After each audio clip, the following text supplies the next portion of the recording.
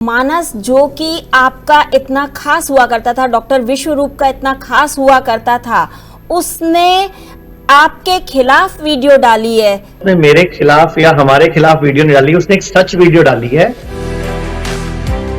इसलिए हम बोलते हैं कि ट्रांसप्लांट कराने से पहले पूरा जोर लगा लो, पूरी हिम्मत लगा लो, पूरा कहना मान लो, डाइट ठीक कर लो, लाइफस्टाइल ठीक कर लो, पंचकर्मा को अपना लो, ग्रेड सिस्टम को अपना लो। अगर उसके बाद रिजल्ट नहीं आता तो एलोपैथी का रास्ता तो खुला ही हुआ है। उस लड़के के पिता ने बोला है कि मैं 10 लाख रुपए दूंगा अगर कोई एक भी पेशेंट ये कह देता है कि हाँ हम ठीक हुए हैं। तो 36 पेशेंट ऐसे थे जो ठीक हुए और आपने खुद अपनी आंखों से लाइव देखा भी, और वहां कई चैनलों ने उनके इंटरव्यू भी रिकॉर्ड किए। अभी मेरी मानस जी से पिछले 2 महीनों में कोई बात नहीं हुई है, 1.5-2 महीनों में, लेकिन जब भी मुझे मानस जी मिलते थे उनको एक शिकायत रहती थी डॉक्टर बीआरसी सर की टीम से। लोगों के सवाल भी मेरे पास कई आए हैं, हिम्स में इलाज बहुत ज्यादा महंगा है। हमारे हिम्स हॉस्पिटल में, चंडीगढ़ वाले में 8,000 रुपए पर डे का खर्चा है। मैं मानस जी की भी तारीफ कर रहा हूँ, मानस जी बड़ा अच्छा काम करते हैं। मानस जी लोगों को डाइट समझाते हैं, लोगों को खाना पीना सिखाते हैं। डॉक्टर एक नवनीत कालड़ा है, उन्होंने भी हमारे ऊपर कुछ वीडियो डाली, वो भी बहुत अच्छी वीडियोस डालते हैं, नॉलेजेबल वीडियो डालते हैं। मैं खुद कई बार उनकी वीडियो सुनता हूं। तो जो मार्केट में अच्छी बात कह रहा है मैं सबका समर्थक हूं। 100% पेशेंट कहीं ठीक नहीं हो सकते। जो जितना कहना मानेगा, जो जितना परहेज करेगा, जो जितनी इच्छा शक्ति दिखाएगा, जिसमें जितना मन होगा, उसके नंबर उतने अच्छे आएंगे।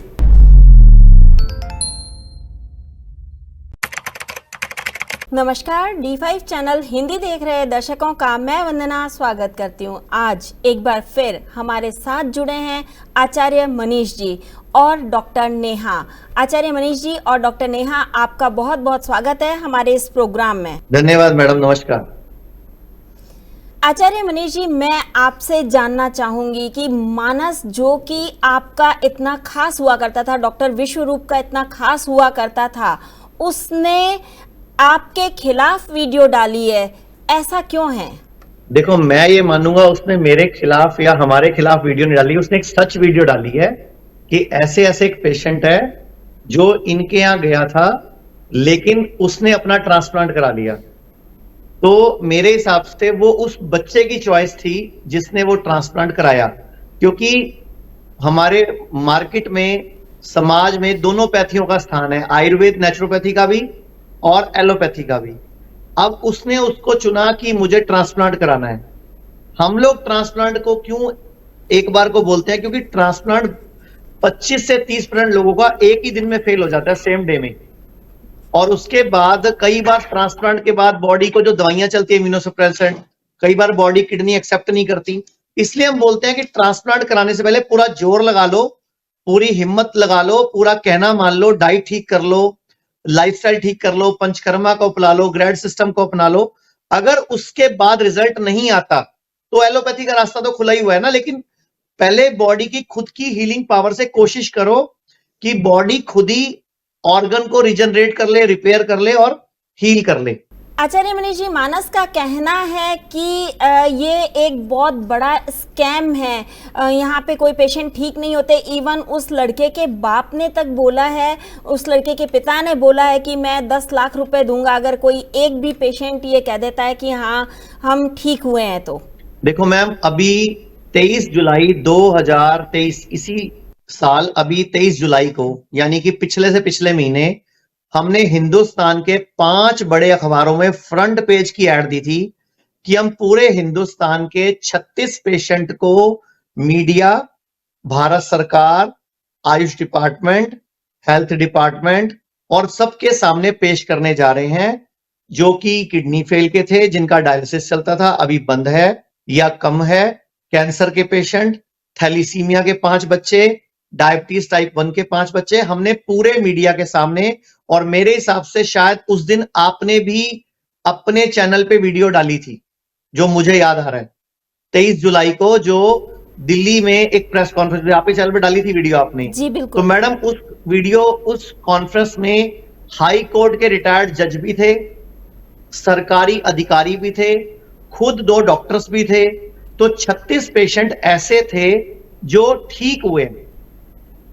और आपने खुद अपनी आंखों से लाइव देखा भी, और वहां कई चैनलों ने उनके इंटरव्यू भी रिकॉर्ड किए।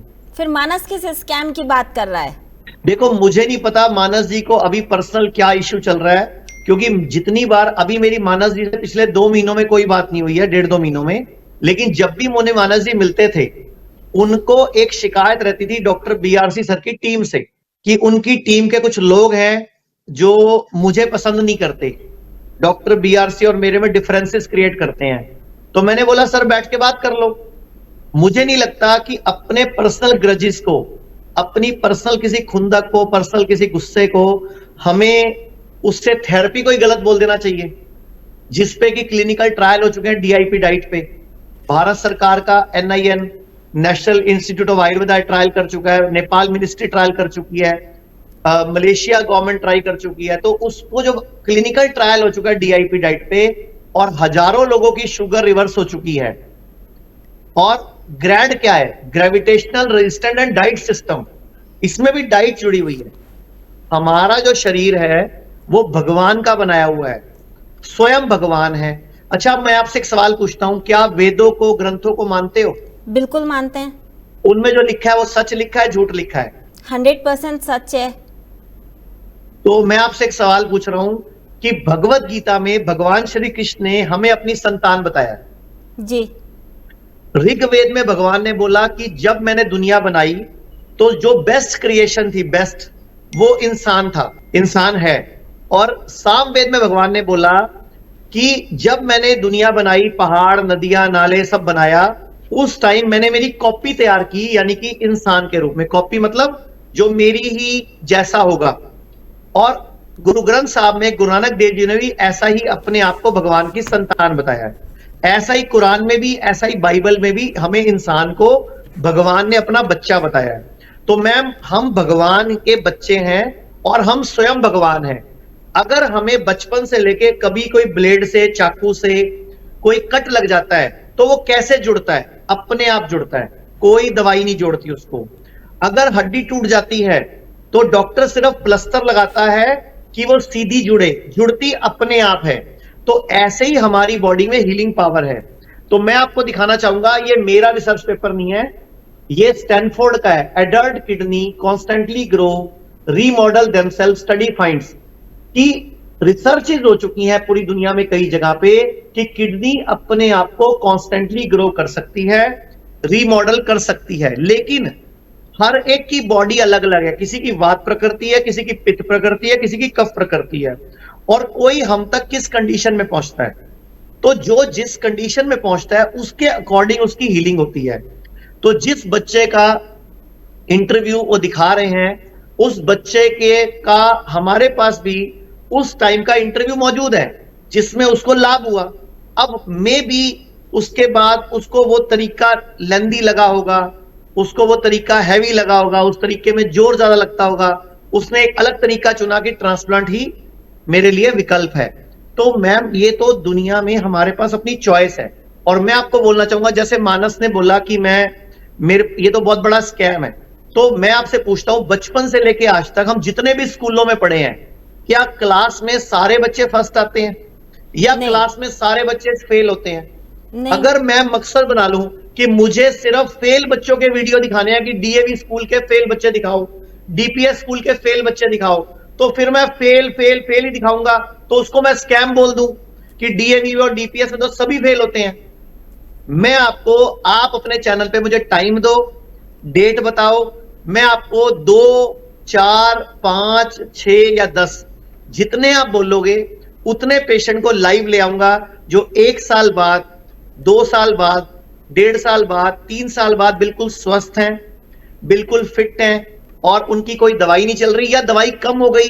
किसी का डायलिसिस बिल्कुल बंद हो गया, किसी का डायलिसिस कम हो गया। डिपेंड करता है पेशेंट होमवर्क कितना करता है। जैसे अब कोई व्यक्ति नहाए ना और उम्मीद लगाए कि मैं साफ सुथरा रहूं, तो नहीं संभव है मैम, नहाना पड़ेगा। मैं आपको एक, जिस टाइम ये बच्चा, जिस बच्चे की इंटरव्यू डाली, उसी टाइम के, उसी के साथ के एक बच्चे की रिपोर्ट दिखाता हूं, मैं नाम नहीं बोलूंगा। ये डीटीपीएस स्कैन है, ये पहली रिपोर्ट है जिसमें 0.391 इसका किडनी काम कर रहा है, देखो ध्यान से। 0.391 12 जनवरी 2022 की रिपोर्ट है कि उसकी किडनी कितने ml खून साफ कर रही है। और ये दूसरी रिपोर्ट उसी की है जिसमें 3 महीने बाद किडनी 9% काम कर रही है। ये मेरी रिपोर्ट नहीं है, ये मॉडर्न पैथी की जो एलोपैथी है, उसकी जो रेडियोलॉजी विंग है, जो उसकी डायग्नोसिस विंग है, उनकी रिपोर्ट है। तो ऐसे मैं जितने चाहो उतने पेशेंट्स के टीटीपीएस स्कैन दिखा सकता हूं, क्रिएटिनिन रिपोर्ट दिखा सकता हूं जिनकी नॉर्मल आई है। सबकी नहीं आती, हमें भी नहीं पता होता कि कौन सा पेशेंट, जैसे कहते हैं ना ऊंट किस करवट बैठेगा, हमें नहीं पता लेफ्ट बैठेगा कि राइट बैठेगा। हम अपने सभी बच्चों को अच्छे से पढ़ाते हैं, चाहे वो मैं हूं, चाहे डॉक्टर बीआरसी हैं, चाहे हमारी टीम के डॉक्टर्स हैं। हम अपने सभी बच्चों को पूरी ट्रेनिंग सही देते हैं, पूरा खाना पीना सही सिखाते हैं, लाइफस्टाइल सिखाते हैं। किसी को इतना रिजल्ट आता है, किसी को इतना रिजल्ट आता है, किसी को खूब रिजल्ट आता है। लेकिन मैं आपसे पूछ रहा हूं कि क्या 100% रिजल्ट आ सकते हैं कहीं पे? नहीं, कहीं भी 100% रिजल्ट नहीं आ सकते। इसीलिए मैं आपसे जानना चाहती हूँ कि आप हमें ये बताइए कि परफेक्ट डाइट क्या होती है। देखो मैम, भगवत गीता हम मानते हैं, उसको ग्रंथ मानते हैं, उसकी पूजा भी करते हैं। भगवत गीता का ये श्लोक है, युक्ताहार विहारस्य युक्त चेष्टस्य कर्मसु युक्त स्वप्नस्य बोधस्य योगो भवति दुखा। इसका ये श्लोक में बताता हूं मैं, भगवत गीता का श्लोक नंबर 17 चैप्टर 6। इस श्लोक का मतलब क्या है? हमारे सही कर्म, हमारी सही खाने पीने की आदतों का हमारे शरीर पर प्रभाव, मौसम के अनुसार खाना पीना चाहिए, बुद्धि के हिसाब से कौन सी चीज किस चीज के विरुद्ध है वो नहीं खानी चाहिए। जैसे बचपन से हम एक चीज पीते आ रहे हैं हमारे घरों में, मैंगो शेक जी, बनाना शेक, सबने पिया है, आपने भी पिया होगा। बिल्कुल। कभी भी आयुर्वेद में क्लियर वर्णित है कि कभी भी फल के साथ दूध का सेवन नहीं करना चाहिए। किसी भी फल का किसी भी दूध के साथ सेवन नहीं करना चाहिए। इसको पथ्य बोलते हैं। कभी भी दूध और दही इकट्ठा सेवन नहीं करना चाहिए। मछली के साथ दूध का सेवन नहीं करना चाहिए। बहुत सारे मतलब पथ्य है, इस चीज के साथ इस चीज को नहीं खाइए। लेकिन भारत में किसी स्कूल में, किसी कॉलेज में कोई नहीं सिखा रहा, जिसकी वजह से देश में ये प्रॉब्लम आ रही है। तो खाना पीना जो सही है, मेरे हिसाब से पूरे भारत में सभी को डीआईपी डाइट अपनाना चाहिए। और जब कोई बीमारी हो तो डीआईपी डाइट में प्लेट 2 को माइनस कर देना चाहिए। और डीआईपी डाइट गूगल पे बहुत इजीली डॉक्टर बीआरसी के नाम से अवेलेबल है। डीआईपी डाइट क्या है कि नाश्ते में आपको वजन गुणा 10 ग्राम पहले फ्रूट्स खाने हैं, वजन गुणा 10 ग्राम पहले फ्रूट्स खाने हैं, उसके बाद नाश्ता करना है। जो भी परोठा, रोटी, चावल, खिचड़ी, दलिया, स्प्राउट खाना है खाओ। लंच में वजन गुणा 5 ग्राम पहले सलाद खानी है, और फिर उसके बाद से जो भी आपको मिलेट्स खाने हैं या चिवड़ा पोहा खाना, रोटी खानी, खा सकते हैं। ऐसे डिनर में आपको प्लेट 1 वजन गुणा 5 ग्राम पहले सलाद खानी है। अब ये है डीआईपी डाइट। इसमें माइनस क्या करना है? जो भी चीज जानवर से प्राप्त होती है, जानवर से कुछ भी प्राप्त होता है, मांस है, उसके अलावा कोई अंडा है, नॉनवेज, सब एक बार छोड़ दो। और जानवर से दूध भी आता है थोड़े दिन के लिए, वो भी बिल्कुल छोड़ दो। और गाय हमारी माता है। कहीं नहीं लिखा हिंदुस्तान में भैंस हमारी माता है। भैंस पे क्या लिखा है? अकल बड़ी के भैंस, कई भैंस पानी में, काला अक्षर भैंस बराबर, जिसकी लाठी उसकी भैंस, भैंस के आगे बीन बजाना। यानी कि सारी कहावतें भैंस पे, तो भैंस का दूध पीने लायक नहीं है। अभी कुछ दिन पूर्व हम लोग वियतनाम गए थे, तो वहां भी खूब सारी भैंसें थी। इन्होंने वहां के लोगों से पूछा कि आपके यहाँ भी खूब भैंसें हैं, क्या करते हो? कहते हम इनको माल ढोने के लिए इस्तेमाल करते हैं। मैंने कहा दूध क्यों नहीं पीते? कहते वो बेवकूफ आप लोग हो ना, भारत ये पी तो रहे हो।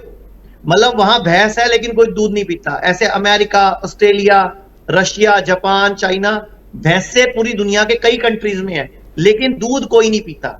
अगर दूध पीना है तो देसी गाय का दूध, भारतीय गाय का दूध सर्वोत्तम है। और उसको भी तभी पीना चाहिए जब गाय अपनी मर्जी से नेचुरली बच्चा पैदा करने के बाद जो दूध दे। जबरदस्ती इंजेक्शन लगा के, हार्मोन्स देके जो दूध लिया जा रहा है वो दूध अच्छा नहीं है। और गाय के साथ शर्त क्या है? गाय जड़ी बूटियां खाती हो, चरती फिरती हो। एक जगह बंधी हुई गाय, एक ही जगह खड़ी हुई गाय का दूध भी ठीक नहीं है। तो मैम मैं आपको कुछ 2-4 चीजें दिखाना चाहूंगा। जरूर। जैसे ये एक रिपोर्ट है, टाइम्स ऑफ इंडिया में छपी हुई है। Comedian Bharti Singh visit HIMS उनकी मदर की किडनी के ट्रीटमेंट के लिए। जी जी। अब ये भारती हमारे पास 8 महीने पहले अपनी मम्मी को लेकर आई थी। आज तक इनका एक भी डायलिसिस नहीं हुआ 8 महीने से, और भारती ने खुद का भी 16 किलो वजन घटाया है। तो ये हमारे ही हॉस्पिटल में हिम्स के अंदर ही संभव हुआ है। ये हमारे दिल्ली एनसीआर मेरठ वाले सेंटर में आई थी। ये फोटो उसका सबूत है। इसी फोटो में भारती की मम्मी है, भारती की सासू मां भी है। भारती की मम्मी और भारती की सासू मां दोनों टाइप 1 डायबिटीज के पेशेंट थे, इंसुलिन चलती थी। आज उनकी इंसुलिन बिल्कुल बंद है, और ये खबर हिंदुस्तान टाइम्स में भी छपी है, टाइम्स ऑफ इंडिया में भी छपी है। ये आप यहां से देख सकते हो। जी। इसके अलावा पीएम नरेंद्र मोदी जी, उनके खुद के छोटे भाई प्रहलाद मोदी जी भी हमारे चंडीगढ़ हिम्स में अपना इलाज करा चुके हैं। वो जब हमारे पास पहुंचे थे 1 मिनट भी नहीं बैठ सकते थे सीधे, क्योंकि उनकी रीढ़ की हड्डी में प्लेट डली हुई थी। आज वो 15-20 मिनट सीधे बैठते हैं, सीढ़ी चढ़ने से सांस नहीं फूलता। तो बहुत उनको फायदा हुआ है। ये सब फायदा हिम्स ने नहीं पहुंचाया, ये बॉडी की हीलिंग पावर है। हमने सिर्फ डाइट सही बताई, लाइफस्टाइल ठीक बताया, बॉडी ने खुद अपना कर्म किया, बॉडी ने खुद हीलिंग करी है। आजकल सभी शिफ्ट में सर्विस करते हैं, जॉब करते हैं अपनी अपनी, तो उनके लिए तो ये सारी चीजें फॉलो करनी बहुत ज्यादा मुश्किल हो जाती है। तो उन्हें आप क्या सलाह देंगे? तो मैं उनको ये सलाह दूंगा कि कोई भी अगर आप शिफ्ट में काम करते हो, तो आप जब भी सूरज डूबा हुआ हो, तो आपका खाना बिल्कुल हल्के से हल्का लघु आहार होना चाहिए, लंघन होना चाहिए, मतलब बिल्कुल न्यूनतम भोजन होना चाहिए। क्योंकि हमारी जो बॉडी क्लॉक है, जो हमारी सर्केडियन क्लॉक है, उसको हमारी बॉडी को ये हिसाब से खाना हजम करने की टाइमिंग सेटल है सूरज की रोशनी के हिसाब से। तो सूरज की रोशनी जब नहीं होती तो हमारी बॉडी खाना हजम ढंग से नहीं करती है। मैम मैं एक कुछ आपके चैनल पे कुछ बोलना चाहूंगा जी। कि कुछ सच हैं जो दुनिया नहीं दिखाती। अगर आप बोलो तो मैं दिखा सकता हूं। हाँ जी, जरूर दिखाइए, बिल्कुल दिखाइए। जैसे दुनिया, भारत में अभी 10 करोड़ लोग ब्लड प्रेशर की गोली रोज खाते हैं। उसमें जी। गोलियों के बहुत सारे नाम हैं, हिप्रेस, टेनोलॉल, टेनोरिक, और भी कई तरह के नाम हैं। ये मैं आपको एक पेज दिखा रहा हूं, जो भी हमें व्हाट्सएप करेगा हम उसको ये पेज व्हाट्सएप कर देंगे। इसमें मैम स्कैनर लगे हुए हैं जी। इस स्कैनर को स्कैन करते ही ना पूरी रिसर्च पेपर खुल जाएंगे। ये 9 स्कैन्स हैं इसमें। इनमें से कोई भी स्कैनर खोलोगे ना तो ब्लड प्रेशर की गोली के साइड इफेक्ट का पूरा कच्चा चिट्ठा खुल जाएगा कि ब्लड प्रेशर की गोली किडनी खराब करती है, ब्लड प्रेशर की गोली कोलेस्ट्रॉल बढ़ाती है, ब्लड प्रेशर की गोली हार्ट की प्रॉब्लम करती है, ब्लड प्रेशर की गोली डायबिटीज करती है, ब्लड प्रेशर की गोली से ब्लड प्रेशर घटाने से असमय मृत्यु होने की संभावना बढ़ जाती है। लेकिन ये सच कोई नहीं बता रहा। हिम्स को एक्सपोज करने में लगे हुए हैं, क्योंकि कोई भी अच्छा काम करता है ना उसके पीछे सारे पड़ जाते हैं। अरे भाई, जो एलोपैथी के साइड इफेक्ट की दुकान है वो भी तो बता दो। जैसे ये कोलेस्ट्रॉल की गोली है, ये सारी गोलियों के नाम है जितनी भी कोलेस्ट्रॉल की गोलियां खाई जाती हैं, और नीचे उसके साइड इफेक्ट की पूरी लिस्ट है। और ये उसके 9 स्कैनर्स हैं कि 9 रिसर्च पेपर मैंने एक ही पेज पे डाल दिए कि 9 के 9 स्कैन में कोई भी स्कैनर करोगे तो रिसर्च पेपर खुल जाएंगे कि कोलेस्ट्रॉल की गोली जो स्टैटिन है, अटोरवास्टैटिन, उसके दुनिया जहान के साइड इफेक्ट हैं। इंसान को मार तक सकती है, कमजोर करके उसको नपुंसक बना सकती है, उसके जोड़ों के दर्द कर सकती है। मतलब साइड इफेक्ट की दुकान। और कोई सी दवाई का नाम बताओ। मैंने आपसे इंटरव्यू था तो अभी 5 मिनट पहले ही ये फटाफट सारे पेजेस इकट्ठे करे कि मैंने जो तैयार किए हैं दुनिया को दिखाने के लिए। क्योंकि ना लोग आयुर्वेद के ऊपर 1 मिनट में उंगली उठा देते हैं, नेचुरोपैथी के ऊपर 1 मिनट में उंगली उठा देते हैं। लेकिन मैं आपसे सवाल पूछ रहा हूं कि आज भारत में कई लोग जगह जगह चलते चलते मॉल में मर रहे हैं, खड़े खड़े पिक्चर हॉल में उनका डेथ हो रहा है। लोग दुर्गा माता के जगराते में शेर बना हुआ बंदा मर रहा है, कोई किसी पार्टी में डांस करता कर रहा मर रहा है, उस पर कोई सवाल नहीं है। और हॉस्पिटलों में रोजाना सैकड़ों लोग मरते हैं, लेकिन कोई नहीं बोलता इसको डॉक्टर ने मार दिया। लेकिन वो बच जाता है तो डॉक्टर भगवान है। तो क्या हिम्स भी तो ऐसा ही है भाई? हम भी कोशिश करते हैं, हम लेकिन दिल से कोशिश तो कर रहे हैं। हमारी कोशिश की सराहना करो। हमारी कोशिश में हमारी मदद करो। मैं पूरे भारत के हर आयुर्वेद के डॉक्टर से, नेचुरोपैथी के डॉक्टर से, एलोपैथी डॉक्टर से एक अपील करूंगा कि आप आओ, स्वयं हमारे पास आके देखो। मैंने मैडम आपको भी अभी इंटरव्यू से पहले इनवाइट किया कि मैडम आप खुद अपना छुपा हुआ लेके आओ, हमारे हॉस्पिटल का स्टिंग करो जी। कि कितने लोग ठीक हो रहे हैं, कितने लोग बेटर हो रहे हैं, कितने लोग खराब हो रहे हैं। लेकिन जब तक सच्चाई, अगर आप सिर्फ फेल एक बच्चा या फेल कोई हमारे क्लास का कोई कमजोर बच्चे को उठा के आप उसका इंटरव्यू बनाना शुरू करो कि मैं तो 50 इंटरव्यू पेश करूंगा जितने भी इनके खराब केस है, तो सारे आपको खराब ही मिलेंगे। लेकिन आप ऐसे बोलते कि मैं 50 इंटरव्यू पेश करूंगा जो इनके ठीक केस हैं, तो दुनिया का भला होगा। ये एक मेरे हाथ में एक रिसर्च पेपर है मैम, ये पूरी स्टडी है, इसके ऊपर साफ साफ लिखा हुआ है दयानंद आयुर्वेदिक कॉलेज जलंधर और श्रीधर यूनिवर्सिटी पिलानी। ये भारत में ये एक यूनिवर्सिटी और एक कॉलेज की आपस में मिलकर 6 महीने की स्टडी है, जिसमें 100 पेशेंट का डाटा है, 100 पेशेंट पे स्टडी की गई। ये पूरी रिसर्चिंग है, इसके अंदर देखो पूरी फाइल है ये मोटी सी, इसमें पूरा लिखा हुआ है कि किस पेशेंट, कितने लोगों का डायलिसिस बंद हुआ, कितने लोगों का डायलिसिस कम हुआ और कितने लोगों को कोई फर्क नहीं पड़ा। 75% पेशेंट का डायलिसिस बंद हुआ। लेकिन मैं बोलता हूं, आप डायलिसिस शुरू होने का इंतजार क्यों करते हो?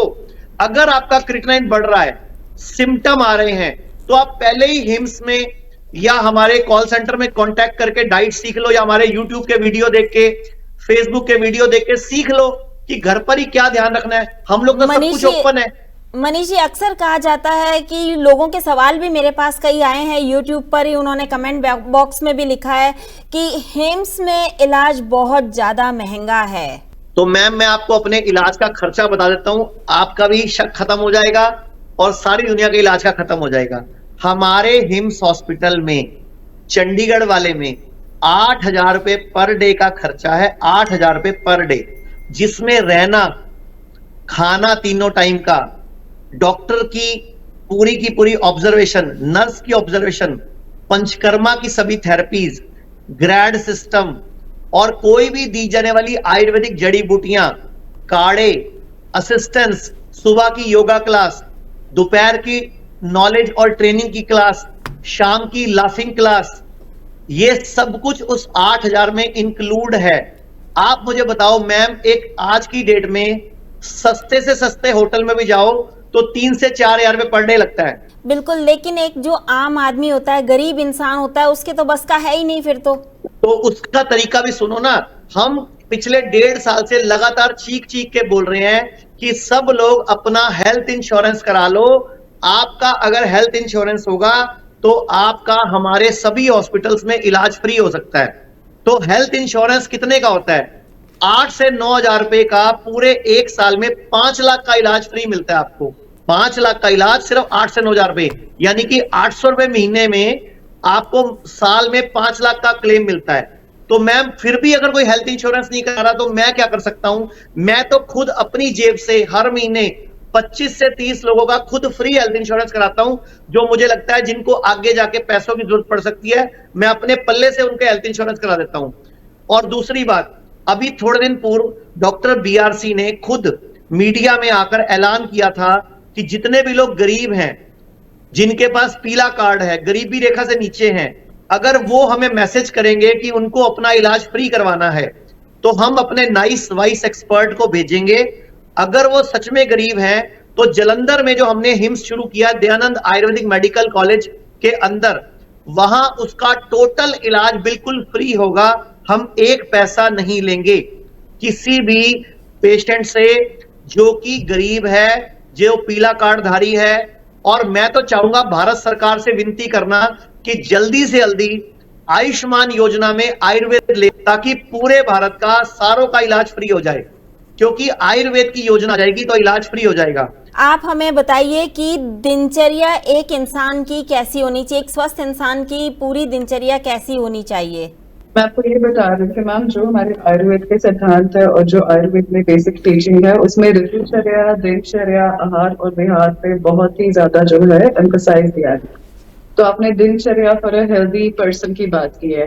देखिए आज की डेट में चाहे हम सर्काडियन क्लॉक की बात करें, ठीक है, जिसके बारे में आप जो हमारे हिम्स के हॉस्पिटल्स हैं जहाँ पे टीचिंग एंड ट्रेनिंग दी जाती है, वहाँ पे cancer, kidney failure, liver cirrhosis और बहुत सारे ऐसी बीमारियां जो कि लाइलाज मानी जाती हैं, उनकी जो हमारा ट्रीटमेंट प्रोटोकॉल है उसमें हम सर्काडियन क्लॉक के बारे में बहुत बात करते हैं।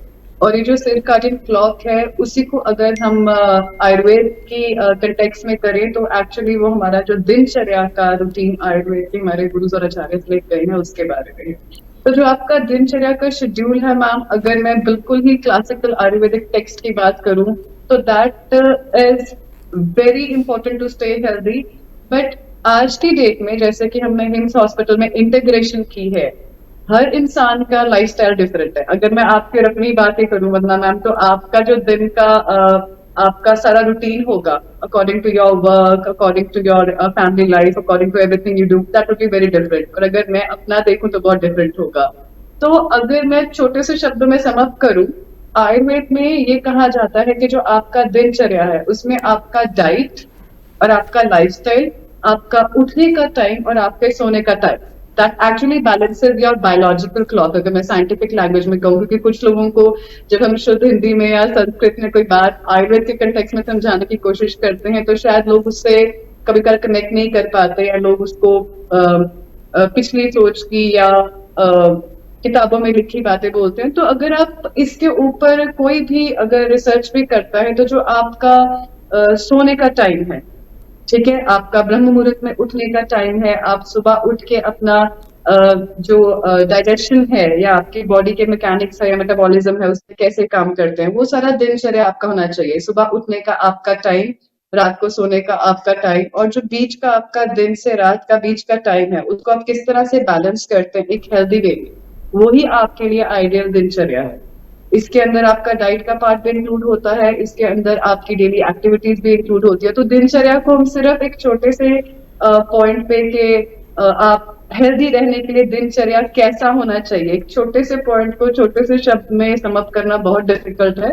बट 4 पॉइंट्स बहुत इंपॉर्टेंट है। Number 1 is your diet, number 2 is your daily activities, number 3 is your morning wake up time, number 4 is your sleeping time. और इस सबको अगर मैं एक शब्द में दिनचर्या को वाइंड अप करूं तो that is balancing of your circadian clock, जो कि हम यहाँ हिम्स हॉस्पिटल में। आपके हिसाब से एक इंसान को कितने देर सोना जरूरी होता है, नींद लेना कितनी देर जरूरी होता है? Ma'am, for a healthy individual, 8 hours of sleep is very important. Again, it is not कि आप दिन में सो लें, ये जो आपका स्लीप है वो आपका जो नाइट का स्लीप है वो बहुत जरूरी है, क्योंकि हमारी बॉडी में कुछ ऐसे हॉर्मोन्स हैं, कुछ ऐसे ग्लैंड्स हैं जो हमारे डे के साइकिल पे, दिन और रात के साइकिल के अकॉर्डिंगली स्टिमुलेट होते हैं, वर्क करते हैं। जैसे पैनक्रियाज हो गए, रिसर्च में ये कहा गया है कि शाम का जो 8 बजे के बाद का टाइम है, those people who prefer eating their meals और having meals after 8 PM are actually ruining their pancreas. क्योंकि रिसर्च क्या कहती है कि जो आपका पैनक्रियाज है, जो आपका ऑर्गन है, जो बेसिकली आपका इंसुलिन और आपका डायबिटीज से जिसका डायरेक्ट रिलेशन है, 8 बजे के बाद खाना खाने वालों में अक्सर चांसेस रहते हैं कि पैनक्रियाज का जो वर्किंग है वो इफेक्ट होता है। तो मेरे अकॉर्डिंग आपको ये सब कुछ थोड़ा सा अपना सर्काडियन क्लॉक के अकॉर्डिंग बैलेंस करके चलना चाहिए, और 8 से मिनिमम 8 घंटे की नींद है वो हर शख्स को लेनी चाहिए, और वो भी रात आपके की नींद। हिसाब से डाइट क्या होनी चाहिए? ओके, अगर इस पे भी बहुत सारी डिस्कशन हो सकती है। I just sum it up कि जैसा आपको कोई भी फूड या कुछ भी जो आप अपनी बॉडी में एज फूड या एज मील ले रहे हैं, अगर उसको नेचुरली जिस फॉर्म में आपको नेचर ने प्रोवाइड किया है, फॉर एग्जांपल सिंपल सा एग्जांपल है, हमारे घर में टमाटर है, हमारे घर में प्याज है, हमारे घर में आलू है, ठीक है। टमाटर के बहुत सारे न्यूट्रिशनल बेनिफिशियल वैल्यूज होगी अगर आप उसको एज सैलेड खाते हैं, ठीक है। प्याज की भी होगी, शायद वो जो आलू है उसकी भी होगी। बट जब हम इन सब चीजों को घी में या तेल में या ऑयल्स के अंदर, सैचुरेटेड फैट के अंदर तड़के लगा के टेस्ट के लिए उसको एक तड़के फॉर्म में एक सब्जी बना के खा लेते हैं, उसके साथ चटनी भी रख लेते हैं, अचार भी रख लेते हैं और बहुत सारा और भी विरुद्ध आहार रख लेते हैं, तो हम उसकी न्यूट्रिशनल वैल्यू गिरा देते हैं। इन अ नटशेल आपकी डाइट ऐसी होनी चाहिए जो आपकी बॉडी के न्यूट्रिशन को बढ़ाए, ना कि आपके स्वाद को। एक कहावत भी है कि हमें बीमार करता है हमारी जीभ का स्वाद। तो आप जब भी अपनी डाइट को फोकस करें, your diet should be according to what nurtures your body and not what nurtures your taste. I would just say like that. अक्सर सभी लोग नारियल पानी पीने को कहते हैं कि इंसान को स्वस्थ रहने के लिए नारियल पानी पीना चाहिए। क्या किडनी पेशेंट भी नारियल पानी पी सकते हैं? मैम देखिए, इसके ऊपर it is actually something which depends on patient to patient. दरअसल नारियल पानी खुद में ही एक बहुत ही अद्भुत नेचर की देन है, क्योंकि अगर नारियल की गिरी से लेके नारियल के अंदर की जो उसका जूस या जो नारियल पानी है उसकी बात की जाए तो उसके बहुत सारे बेनिफिट्स हैं। It's rich in vitamin. आपका अगर आपको कोई न्यूरोलॉजिकल प्रॉब्लम है, आपकी बॉडी में विटामिन बी लेवल्स कम है, तो आपको मिथाइल कोबालमिन या ऐसा कोई सप्लीमेंट लेने की जरूरत है। नारियल पानी is sufficient enough, it's one complete food अगर नारियल पानी का आप मिल्क बनाते हैं। But again as a question about kidney patients, जिन किडनी पेशेंट्स में पोटेशियम का जो लेवल है वो सर्टेन मात्रा से अगर हाई होता है, considering everything else included in the diet, क्योंकि जरूरी नहीं है कि सिर्फ किडनी पेशेंट का आप जो कोकोनट है उसी से उसके इलेक्ट्रोलाइट बैलेंस करेंगे या अनबैलेंस करेंगे। तो ये पेशेंट टू पेशेंट डिपेंड करता है। किडनी पेशेंट्स में हमें देखना पड़ता है कि पेशेंट के इलेक्ट्रोलाइट्स क्या है, और इलेक्ट्रोलाइट्स के बेसिस पे ही जो है कस्टमाइज डाइट बनती है। तो इन जनरल अगर आप मुझसे पूछेंगे, coconut water is a very very healthy supplement, everyone should take it. But also अगर आप किडनी पेशेंट हैं और आपके इलेक्ट्रोलाइट्स इम्बैलेंस हैं, तो इन सब चीजों को देख के ही पेशेंट की कस्टमाइज्ड डाइट बननी चाहिए। वैसे नारियल पानी से पोटेशियम लेवल बढ़ जाता है, तो फिर किडनी पेशेंट को क्यों दिया जाता है? मैम, नारियल पानी से पोटेशियम बढ़ता है, ये है रिसर्च कहती है। और रिसर्च ये भी कहती है कि जो लोग दूध पीते हैं उन लोगों को फ्रैक्चर के और मेटालिटी के, ओवेरियन कैंसर के, प्रोस्टेट कैंसर के चांसेस बहुत ज्यादा। So diet and specifically the diet which is customized is always controversial. ये क्वेश्चन इसलिए आया है क्योंकि कुछ पेशेंट्स में हम अपने कुछ पेशेंट्स में जो है कोकोनट वाटर को इनकरेज करते हैं लेना, जैसे कि हम अपने कुछ पेशेंट्स में सैलड्स भी इनकरेज करते हैं। अगर आप इन जनरल देखें तो किडनी पेशेंट्स को कुछ पैथीज के अंदर उनको फ्रूट्स सैलड्स पे रिस्ट्रिक्शन होती है, ठीक है, बट कहीं पे भी वीट पे रिस्ट्रिक्शन नहीं है, कहीं पर भी मिल्क पे रिस्ट्रिक्शन नहीं है, कहीं पर भी एनिमल प्रोटीन्स पे रिस्ट्रिक्शन नहीं है, जो कि होनी चाहिए। Uric acid is one of the main acids which increases in patients of kidney failures. But बहुत सारे पेशेंट्स आके हमें खुद बोलते हैं कि डॉक्टर्स कह देते हैं प्रोटीन कम हो रहा है, आप किडनी के पेशेंट है तो आप नॉनवेज का सेवन कीजिए या एनिमल प्रोटीन अपनी डाइट में बढ़ाइए या प्रोटीन बढ़ाइए। अब आप मुझे खुद बताइए, जब किडनी फंक्शन ही नहीं कर रही है, जब किडनी बॉडी के नॉर्मल टॉक्सिन्स रिमूव नहीं कर पा रही है और जब आपकी बॉडी का मेटाबॉलिज्म स्लो है, तो ऐसे में एनिमल प्रोटीन डाइजेस्ट नहीं होगा तो आपका यूरिक एसिड ही बढ़ाएगा। Animal protein is one of the main causes for increased uric acid in patients. तो ये हमेशा कॉन्ट्रोवर्शियल रहता है मैम। इसमें सबसे इंपॉर्टेंट है कि आप पेशेंट टू पेशेंट बाइफरकेट कीजिए। कुछ पेशेंट्स के लिए हो सकता है कि coconut water is not what will be giving in the diet, उसकी जगह हमारे पास ग्रीन जूस, रेड जूस और other alkaline water, live water के हमारे पास सप्लीमेंट्स है। पर जिन पेशेंट को कोकोनट वाटर चाहिए, considering in mind their case history, their electrolytes and their other reports, उनकी कस्टमाइज्ड डाइट ही बनती है। आपका कहना है कि 15 दिन में जो लोग शुगर पेशेंट हैं, डायबिटीज है जिनको, वो ठीक हो जाते हैं, तो वो कैसे कर पाते हैं आप? मैम, ये पहली बात तो it's not my personal statement, but yes I do stand by that statement. I would correct and rephrase it कि ये मेरा पर्सनल स्टेटमेंट नहीं है कि मैं 15 दिन में डायबिटीज या शुगर ठीक कर रही हूँ। But yes, it is very much possible to reverse it within this span. उसके लिए सबसे इंपॉर्टेंट है आपका डाइट और लाइफस्टाइल चेंज करना। आपको पता है कि डायबिटीज हो गया, ओबेसिटी हो गया, हाइपरटेंशन हो गया, these are basically what we known as lifestyle associated diseases. तो अगर इन डिजीजेस का 10% 20% chances of occurrence is because of your diet and lifestyle, अगर आप उस कंडीशन को या रूट कॉज को ही इरेडिकेट कर देते हैं तो ऑटोमेटिकली डिजीज जो है वो नॉर्मलाइज हो जाता है। हमारे यहाँ पंचकर्मा, हमारे यहाँ ग्राफ सिस्टम, डाइट और सर्काडियन क्लॉक की बैलेंसिंग, ये कुछ पैरामीटर्स है जिनको माइंड में रख के हम अपने पेशेंट को रिवर्स कर पाए हैं। और इसके बारे में ज्यादा जानकारी के लिए I think everyone watching this video should go online and check the 72 hour camps. हमारा जो एशिया का लार्जेस्ट सेंटर है विच इज 1000 बेडेड सेंटर, जो कि दिल्ली एनसीआर मेरठ में है, शुद्धि ग्राम के नाम से। वहां पे हर मंथ ट्वाइस कैंप्स लगते हैं 72 आवर कैंप के, जहाँ पे ना केवल पेशेंट की जो शुगर है उसको रिवर्स किया जाता है, उनको ट्रेन भी किया जाता है कि how to actually go home and balance these parameters so that कि वो इंसुलिन, मेटफॉर्मिन, ग्लिसरीड और ये सब जो मेडिकेशन है इनसे वीन हो, ना केवल उनको एलोपैथिक मेडिकेशन की, वो द टाइम उनको आयुर्वेद की मेडिकेशन की भी जरूरत ना पड़े, सिर्फ अपना लाइफस्टाइल और ये जो पैरामीटर्स है इनको बैलेंस करके हेल्दी हो सके। आचार्य मनीष जी, मैं आपसे जानना चाहूंगी, आपने कहा था कि हम शुगर को रिवर्स कर देते हैं, तो शुगर को रिवर्स करने का क्या तरीका है? मैम, मैं पहले आपको 2-3 पेजेस दिखाऊं, एक जी। बार फिर मैं शुगर के बारे में बात करता हूं। शुगर के लिए मार्केट में 2 तरीके यूज होते हैं, एक होता है टैबलेट, एक होता है इंसुलिन। टाइप 1 और टाइप 2 के लिए टैबलेट और इंसुलिन यूज होता है। तो सबसे पहले हम बात करते हैं टैबलेट की। जितनी भी टैबलेट पूरे भारत में इस टाइम बिक रही हैं, ये सारी टैबलेट्स के नाम हैं, सारी टैबलेट के नाम आ गए। अब इसके नीचे इन सब के साइड इफेक्ट्स हैं जो कि हमारे द्वारा नहीं कहे जा रहे, इन्हीं टैबलेट कंपनियों के रिसर्च पेपर से निकाले हमने।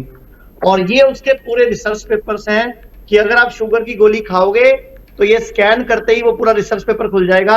आपकी किडनी खराब हो सकती है, आपका लीवर खराब हो सकता है, आपको हार्ट की प्रॉब्लम हो सकती है, आपको कुछ और प्रॉब्लम्स आ सकती है। ये मैं नहीं बोल रहा, ये रिसर्च पेपर्स बोल रहे हैं। और जितनी भी लोगों को इंसुलिन चल रही है, तो इंसुलिन के भी ये नाम है, सारे इंसुलिन टोटल जितनी भी इंसुलिन मार्केट में अवेलेबल है, और उन सब के नीचे रिसर्च पेपर्स हैं। तो मैं पहली बात तो हम ये समझें कि डायबिटीज है क्या। अगर शुगर बढ़ी हुई ब्लड में आ रही है तो शुगर कोई बीमारी नहीं है, किसी अन्य वजह से शुगर बढ़कर आ रही है, यानी कि कोई अन्य उपद्रव है, उसका परिणाम डायबिटीज के रूप में खून में शर्करा की मात्रा बढ़ी हुई है। तो अब अगर हम दवाई से उस मात्रा को सप्रेस करते हैं तो वो रॉन्ग टेक्निक होगी। हमें वो कारण खत्म करना चाहिए, किस वजह से शुगर हाई आ रही है। आपके लाइफस्टाइल में, कोई डाइट की वजह से, किसी दवाई के साइड इफेक्ट की वजह से, स्ट्रेस की वजह से, लीवर के कम कार्य करने की वजह से। मैं आपको एक आयुर्वेद का श्लोक बताता हूं। आयुर्वेद कहता है, सर्वेषाणाम रोगाणाम निदानम कुपिता मला। मतलब दुनिया में जितने भी रोग हैं उनका निदान कुपित मल को निकाल दो। ये मैं श्लोक दिखा भी देता हूं, ये श्लोक मेरे हाथ में है।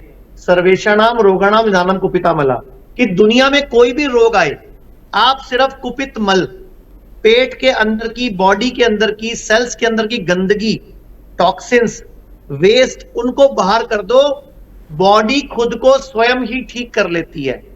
तो अब आपने पूछा शुगर वो कैसे रिवर्स होती है। जैसे हम शरीर की शुद्धि करते हैं, शरीर को डिटॉक्स करते हैं, खाने पीने की टाइमिंग सेट करते हैं, plate 1 plate 2 DIP diet settle करते हैं, उनकी नींद अच्छी आती है, उनकी दवाइयों, केमिकल वाली दवाइयां बंद करते हैं जिसका साइड इफेक्ट आ रहा होता है, अपने आप ही 3 दिन 4 दिन 5 दिन में 80 से 90% लोगों की डायबिटीज की दवाई उनको मजबूरी में कम करनी पड़ जाती है, बिकॉज वरना वो हाइपोग्लाइसीमिया में चले जाएंगे, उनकी शुगर डाउन हो जाएगी। मतलब खुद बॉडी करती है, हम कुछ नहीं करते। जो कुछ भी करती है हमारा शरीर स्वयं करता है। जैसे मैं आपसे एक सवाल पूछता हूं, हमारे शरीर का सबसे इंटेलिजेंट अंग कौन सा है? ब्रेन। 90% लोग ब्रेन ही आंसर देते हैं जी, जबकि आपका तो कहना अब होगा मैं आपसे हार्ट है। बोलूं मैडम, अगले कोई बात नहीं, अभी बात करते हैं। जी। ब्रेन, बॉडी के सारे अंग इंटेलिजेंट है, पहली बात तो हर एक अपने अपने तरीके से इंटेलिजेंट है, लेकिन सबसे इंटेलिजेंट कौन सा है मैं आपको बताता हूं। मान लेते हैं आप एक शादी में गए, 8 बजे भल्ले, 8:15 पापड़ी, 8:45 चाउमीन, मंचूरियन, फिर सैलेड, फिर फ्रूट, फिर कॉफी, फिर जूस, फिर रोटी, कोई बटर नान, कोई गोलगप्पे, कोई खिचड़ी, कोई वहां पे कोई टिक्की, कोई समोसा, आपने पूरा खाया 12 बजे तक। ऐसे ही करते हैं हम शादी में, 8 बजे जाके 12 बजे तक खाते हैं। अच्छा, सुबह सुबह मान लो आपको लूज मोशन लग जाए या वॉमिट लग जाए, तो क्या वो ब्रेन ने लगाए? नहीं, स्टमक की वजह से हुआ ये सब कुछ, पेट की वजह से। बॉडी ने लगाए जी। अगर उस टाइम बॉडी ब्रेन से पूछती कि क्या मैं पोटिया लगाऊं, तो ब्रेन क्या बोलता? नहीं नहीं, इसमें तो गुलाब जामुन है, इसमें तो रसगुल्ले हैं, इसमें तो जलेबी है, इसमें तो बढ़िया कॉफी है, इसमें तो बटर नान है, इसमें तो मलाई कोफ्ता है, मत निकालना। बॉडी ने उस टाइम आपको बचाने के लिए जो बेस्ट लगा कि इतना एसिड बन चुका है बॉडी में, इतनी गंदगी इकट्ठी हो चुकी है, अगर मैंने इसको और रखा तो मेरे किसी अंग में डैमेज हो सकता है, बॉडी ने निकाल के बाहर फेंका उसको। लेकिन उसी टाइम आप चले गए 100 करोड़ बड़े डॉक्टर के पास, वो क्या बोलते हैं? 100 करोड़ बड़े डॉक्टर, आप समझ गए, एमबीबीएस डॉक्टर्स, वो क्या बोलते हैं? फूड पॉइजनिंग हो गई, डायरिया हो गया, लूज मोशन हो गया, इन्फेक्शन हो गया, गोली ले लो, ग्लूकोज की बोतल लगवा लो, सलाइन वाटर चढ़वा लो, इसको रोक लो, पोटियों को या उल्टियों को। अब क्या हीरे मोती निकल रहे थे जो रोकना था मुझे?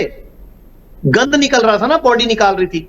अच्छा उसी टाइम आप चले जाते हैं 100 करोड़ डॉक्टर नेहा जैसे किसी डॉक्टर के पास, जिनको बीएमएस डॉक्टर्स बोलते हैं हम, जिनको हम छोटे डॉक्टर बोलते हैं। तो क्या बोलते हैं ये लोग? ये बोलते हैं बॉडी सयानी है, आपकी बॉडी में टॉक्सिन इकट्ठे हुए, कचरा इकट्ठा हुआ, निकलने दो, अच्छी बात है।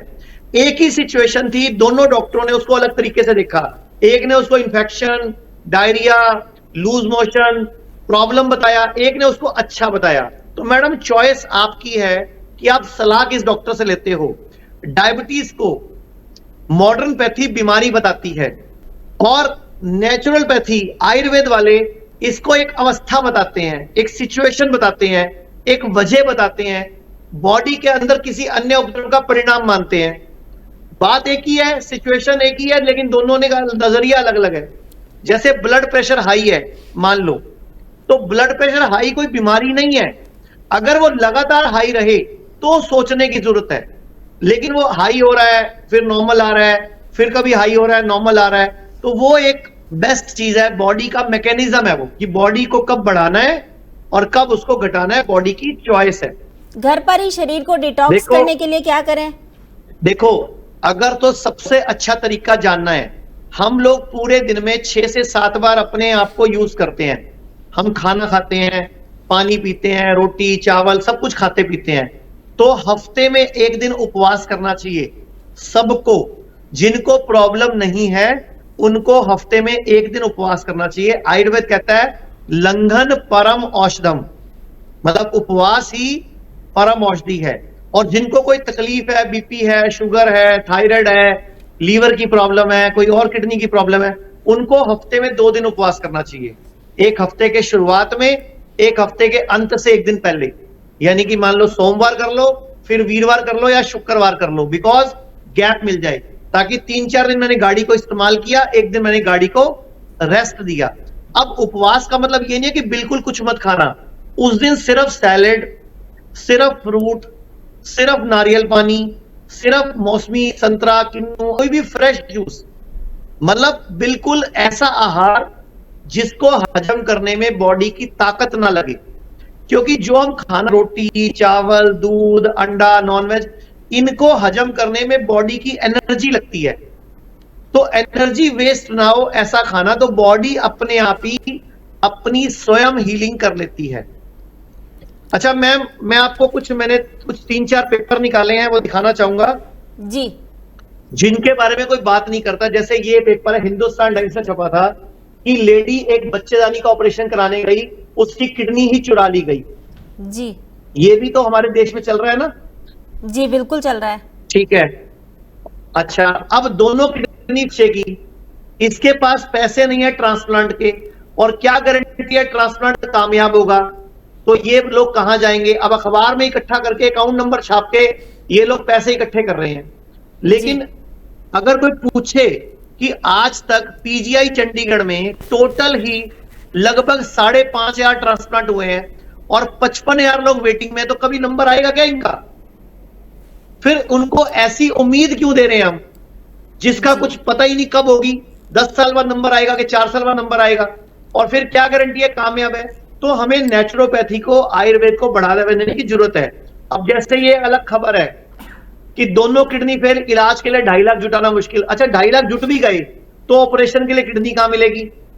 वो क्या, कौन बेच रहा है, कौन खरीद रहा है? अच्छा और सुन लीजिए, इन भाई साहब ने ऐसे ही अखबार में छपवा के किडनी ट्रांसप्लांट करवा ली।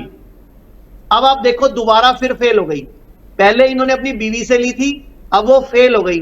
अब मैडम बताओ क्या करना है? अब दोबारा वो मम्मी से मांग रहा है, दोबारा पैसे मांग रहा है, अखबार में ऐड देके वो। अब ये कोई एक और है कि इसकी भी किडनी फेल हुई है, ट्रांसप्लांट के लिए भटक रहा है। तो मैम, इस समाज में सही जानकारी, सही नॉलेज कोई नहीं दे रहा। हम लोगों ने YouTube पे, Facebook पे, मैंने, डॉक्टर BRC ने, डॉक्टर अमर सिंह आजाद अभी नहीं है हमारे बीच में, ऐसे ही डॉक्टर खादरवली ने, मानस जी ने, ये सब लोग क्या कर रहे थे, डाइट लाइफस्टाइल लोगों को सिखा रहे थे, क्या खाओ क्या नहीं खाओ, क्या ज्यादा खाओ क्या कम खाओ, क्या अच्छा क्या बुरा। मैं मानस जी की भी तारीफ कर रहा हूं, मानस जी बड़ा अच्छा काम करते हैं। मानस जी लोगों को डाइट समझाते हैं, लोगों को खाना पीना सिखाते हैं। डॉक्टर एक नवनीत कालड़ा है, उन्होंने भी हमारे ऊपर कुछ वीडियो डाली, वो भी बहुत अच्छी वीडियोस डालते हैं, नॉलेजेबल वीडियो डालते हैं। मैं खुद कई बार उनकी वीडियो सुनता हूं। तो जो मार्केट में अच्छी बात कह रहा है, मैं सबका समर्थक हूं। और एक चीज क्लियर बोलूंगा, 100% पेशेंट कहीं ठीक नहीं हो सकते। जो जितना कहना मानेगा, जो जितना परहेज करेगा, जो जितनी इच्छा शक्ति दिखाएगा, जिसमें जितना मन होगा, उसके नंबर उतने अच्छे आएंगे। और क्लास में सारे फर्स्ट नहीं आएंगे। जी बिल्कुल, और आपने सारे बिल्कुल फेल सही नहीं कहा। होंगे। जिसकी विल पावर अच्छी होती है ठीक वही होता है। इसी के साथ समय सीमा के कारण मैं आपसे इजाजत लेना चाहूंगी। मनीष जी, आप हमसे जुड़े, आपका बहुत बहुत धन्यवाद। नेहा जी, आप हमसे जुड़ी, आपका बहुत बहुत धन्यवाद। Thank you very much madam, time देने के लिए धन्यवाद। अगले एपिसोड में आपसे फिर मुलाकात होगी, तब तक के लिए नमस्कार।